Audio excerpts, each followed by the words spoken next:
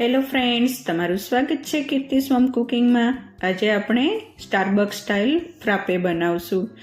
ફ્રાપે બનાવવા ખૂબ જ ઇઝી છે, ઘરે આસાનીથી બની જાય છે, ખૂબ જ ઓછા ઇન્ગ્રીડિયન્ટ્સની જરૂર હોય છે। તો ચલો આપણે જોઈ લઈએ કેમ બનાવવા।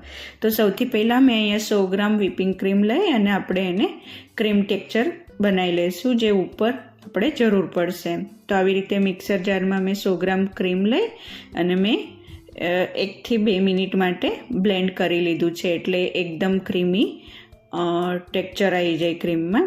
જો આ એકદમ રેડી છે। હવે આપણે એને પાઇપિંગ બેગમાં ભરી અને થોડીક વાર માટે સાઈડમાં મૂકી દઈશું અને આપણે ફ્રાપેની બીજી પ્રિપરેશન કરી લઈશું।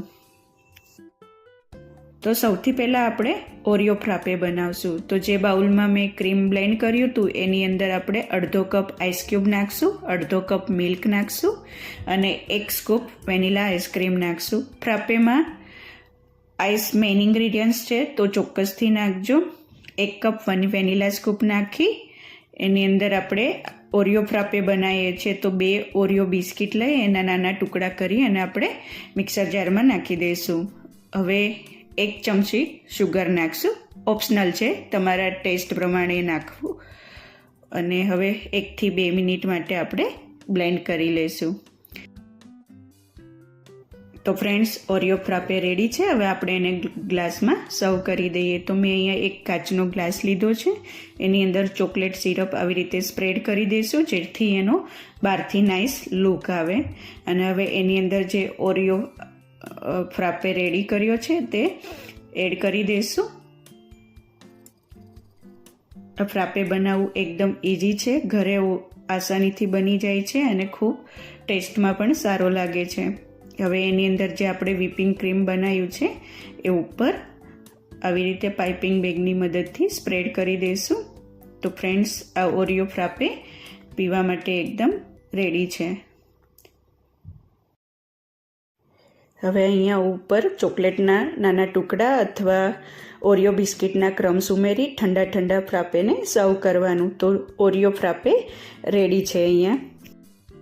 હવે આપણે નેક્સ્ટ સ્ટ્રોબેરી ફ્રાપે બનાવશું। સ્ટ્રોબેરી ફ્રાપે બનાવવા માટે મેં 7 થી 8 ફ્રેશ સ્ટ્રોબેરી લીધી છે અને આવી રીતે હું એની પેસ્ટ બનાવી લઈશ અને થોડીક પેસ્ટ સાઈડમાં કાઢી લઈશ, જેને મારે ડેકોરેશન માટે જોઈએ છે। હવે એ જ બાઉલની અંદર અડધો કપ આઈસ ક્યુબ નાખીશ અને અડધો કપ ઠંડુ મિલ્ક નાખશું અને 1 સ્કૂપ વેનીલા આઈસક્રીમ નાખી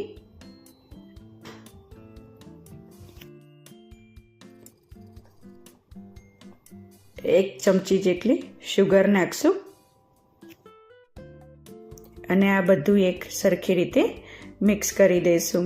આવી રીતે મિક્સરની અંદર 1 થી 2 મિનિટ માટે આપણે બ્લેન્ડ કરી લઈશું। ફ્રેન્ડ્સ, મેં આની પહેલાં કીધું એવી રીતે કે ફ્રાપેમાં આઈસ મેઇન ઇન્ગ્રીડિયન્ટ્સ છે, તો ભરપૂર માત્રામાં આઈસ નાખવો જરૂરી છે। આ સ્ટ્રોબેરી ફ્રાપે રેડી છે। તો હવે 1 કાચની ગ્લાસની અંદર મેં જે પહેલાં સ્ટ્રોબેરી સિરપ કાઢી લીધું હતું એને અલગ જગ્યાએ સ્પ્રેડ કરી દઈશું અને એની અંદર જે આ ફ્રાપે રેડી કર્યો છે એ આપણે ઉમેરી દઈશું અને ઉપરથી વ્હીપિંગ ક્રીમ એડ કરી દઈશું।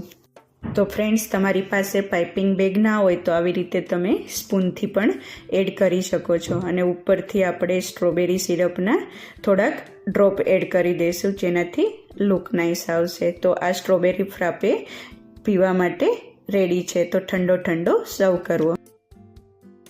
હવે નેક્સ્ટ આપણે મેંગો ફ્રાપે બનાવશું। તો મેંગો ફ્રાપે બનાવવા માટે મેં અહીંયા અડધો કપ મેંગો પીસીસ લઈ અને મિક્સર જારમાં હું એની પેસ્ટ બનાવી લઈશ। તો સૌથી પહેલાં મેંગો એડ કરી અને આપણે એને બ્લેન્ડ કરી લઈશું।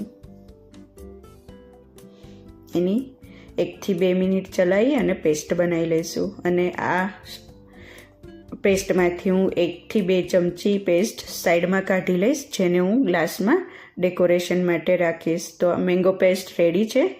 1 થી 2 ચમચી સાઈડમાં કાઢી અને આવી રીતે ગ્લાસની અંદર સ્પ્રેડ કરી દેવાનું। હવે એ જ મેંગો વાળા બાઉલની અંદર આપણે અડધો કપ આઈસ ક્યુબ નાખશું, 1 સ્કૂપ વેનીલા આઈસક્રીમ નાખશું અને અડધો કપ ઠંડુ મિલ્ક નાખશું।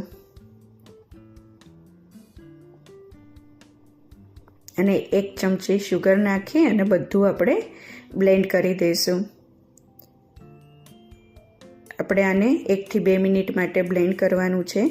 જો ફ્રેન્ડ્સ તમને મારી રેસીપીઓ પસંદ આવતી હોય તો પ્લીઝ મારી ચેનલને લાઇક કરજો, શેર કરજો અને સબસ્ક્રાઈબ કરજો, જેથી તમને મારી નવી રેસીપીઓનું નોટિફિકેશન મળતું રહે. તો ફ્રેન્ડ્સ, મેંગો ફ્રાપે રેડી છે. તો એને આપણે જે મેંગોવાળો ગ્લાસ હતો એની અંદર એડ કરી દઈશું અને ઉપરથી વ્હીપિંગ ક્રીમ ઉમેરી અને આપણે ઠંડા મેંગો ફ્રાપેને સર્વ કરશું. તો આ 3 રીત મેં એકદમ ઇઝી રીતે ઘરે કેવી રીતે બને એ બતાવી છે. તમે આવી રીતે કોફી ફ્રાપે, કેરેમલ ફ્રાપે, ચોકલેટ ફ્રાપે કોઈ પણ તમે તમારા ટેસ્ટ પ્રમાણે આસાનીથી બનાવી શકો છો. તો friends, thank you for watching. ફરીથી મળીએ એક